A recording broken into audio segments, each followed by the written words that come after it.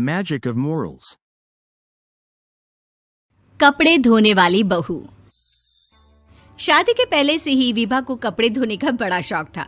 कभी नल के नीचे तो कभी तालाब के पास। अरे मेरी नीली वाली लुंगी नहीं दिख रही है। विभा की अम्मा, कहाँ रखी है लुंगी? अरे वो तो विभा ने परसों ही धोकर रखी थी आपकी अलमारी में। देखो वहीं होगी। वो ना मैंने आज धो दी, मुझे लगा कि गंदी हो गई होगी। अरे कैसे गंदी हो गई थी? उसे तो मैंने पहना भी नहीं। हे भगवान, इस लड़की के कपड़े धोने की आदत से परेशान हो गया हूँ मैं। जितना तो घर में राशन नहीं आता, उससे कहीं ज्यादा डिटर्जेंट पाउडर का खर्चा है। इसकी शादी करवा दो, शादी। जाए अपने घर में ही करे काम, फिर चाहे घर के कपड़े धोने हो या पूरे गांव के। हाँ ठीक बोल रही हूँ। देखता हूँ मैं कोई लड़का। वो दिन भी आ जाता है जब विभा को देखने लड़के वाले आ जाते हैं। लड़की मुझे अच्छी लगी। होने वाली सास कहती है, बेटी अगर कुछ पूछना है तो पूछ लो। वैसे तो हमारी लड़की बहुत ही शर्मीली है, जो बोल दो वो मान लेती है, इसे क्या पूछना होगा। अरे कैसी बात कर रही हो माँ, मुझे इन लोगों के घर रहना है, सवाल तो कई है। हाँ हाँ बेटा, पूछ लो ना, क्या पूछना है। आप लोगों के घर कपड़े कौन धोता है? सास का मुंह बन जाता है। देखो, अगर तुम ये कहना चाहती हो कि तुम्हें कपड़े धोने नहीं आते तो सुन लो, कपड़े मैं ही धोती हूँ, लेकिन तुम्हारे आ जाने के बाद मैं रुमाल तक नहीं धोऊंगी। अरे चुप रहना भाग्यवान, बहू बेचारी घर आई नहीं, उसे डराना शुरू कर दिया। वो क्या है ना बिटिया, अभी तक तो ये कल्लू की माँ ही धोती थी, लेकिन अब तुम्हारे पापा तो दहेज में वॉशिंग मशीन देंगे ही। तभी विभा की माँ बोल पड़ती है, सवाल भी पूछा तो क्या। वैसे भाई साहब, मशीन की तो फिर भी कपड़े धोने की कैपेसिटी होती है। मतलब जो बिटिया दे रहे हैं ना विभा, इसे कपड़े धोने का बहुत शौक है। ये आप लोगों के क्या, आस पड़ोस गांव मोहल्ले सबके कपड़े धो दे और उफ तक ना करे। बाहर देखा नहीं आपने कितने कपड़े सूख रहे हैं? सब हमारी बिटिया ने ही तो धोए हैं। बस भी करो ना माँ, शर्म आ रही इतनी तारीफ सुनकर। और तो और एक दाग निकाल कर दिखाओ तो मान जाऊं। हाँ अच्छा, माफ करना बेटा, मैंने गलत समझा। हमें तो रिश्ता बहुत पसंद है। और ऐसे जुड़ जाता है रिश्ता कपड़े धोने का शौक रखने वाली विभा का। उसकी शादी हो जाती है कोयला फैक्ट्री में काम करने वाले कल्लू के साथ। शादी के बाद अचानक विभा चिल्लाती हुई सास के पास आती है। सासू माँ, अरे सासू माँ कहाँ है आप? ये तो धोखा है, धोखा दिया आप लोगों ने मुझे।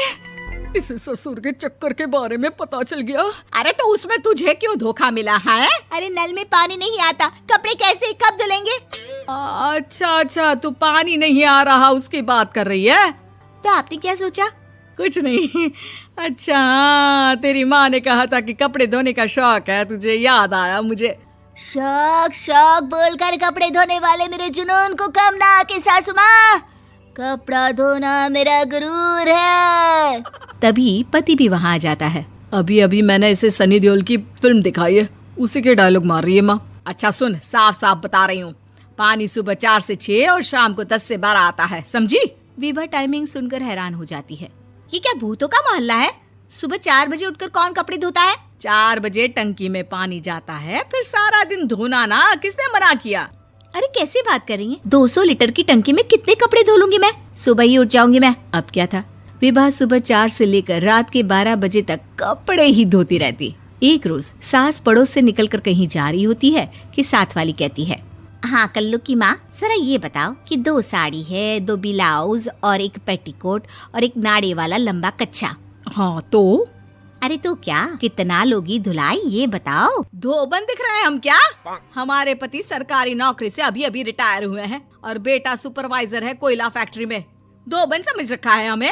हाय रे कल्लू की अम्मा, माफ कर दो, वो तो मोहल्ले में यही सब बता रहे थे कि तुमने बहू को कपड़ा धुलवाने के काम में लगा दिया है। सास को पड़ोसन की बात सुनकर गुस्सा आ जाता है। वो घर पहुंचती है जहां घर के बाहर ही इतने सारे कपड़े सूख रहे होते हैं जितने कि किसी धोबन के घर पर। अरे ओ कल्लू की दुल्हन, बाहर निकल। माँ जी यहीं आ जाओ, बाथरूम में चादर धो रहे हैं हम। अरे अभी हम धोते हैं, तुमको बाहर निकलो। ये आस पड़ोस वाले बोल रहे हैं कि हम बहू से कपड़े धुलवा कर उसे कपड़ा धोने वाली बना दिए हैं। अरे छोड़ो ना माँ जी, किन लोगों की बातों में आती हो? आस पास के लोगों का तो काम ही होता है कि वो किसी तरह सास बहू को लड़ा दे। बहू सारे घर के कपड़े धोती है, ये क्या कम है? बोलिए। सास को भी लग जाता है कि वो बहू का ये सनकीपन नहीं छुड़वा सकती, इससे अच्छा है कि खुद ही चुप हो जाए।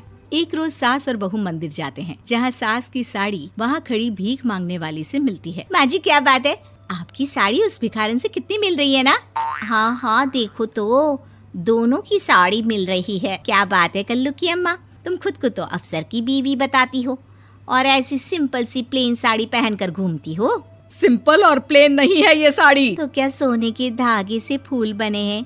कुछ भी सासू माँ, कुछ भी। हाँ बने थे इस साड़ी में सोने के धागे से फूल। मेरे पति लेकर आए थे मद्रास से स्पेशली मेरे लिए 10,000 की। ताहे भाई साहब इस भिखारन के लिए भी सेम टू सेम साड़ी लेकर आए होंगे 10,000 की। सास उस वक्त तो कुछ नहीं कहती, लेकिन बहू के साथ घर आती है और अलमारी से एल्बम निकाल कर लाती है। ये साड़ी देख रही है, ये वही साड़ी है जिसे मैंने अभी पहना था। इस साड़ी में ये जो चमकदार फूल दिख रहे हैं ना, ये सोने के धागों से काढ़े गए हैं। लेकिन तू लोकल वॉशिंग मशीन ब्रश से घिस घिस कर सारे फूलों को निकाल कर साड़ी प्लेन कर दी। मुझे माफ कर दीजिए सासू माँ। और तो और, जब मैंने तुझे तेरी गलती के लिए कुछ नहीं कहा, लेकिन तूने तो सबके सामने मेरा मजाक ही बना दिया। क्यों? बहू को समझ में आ जाता है कि अब से उसका कपड़े धोना बंद।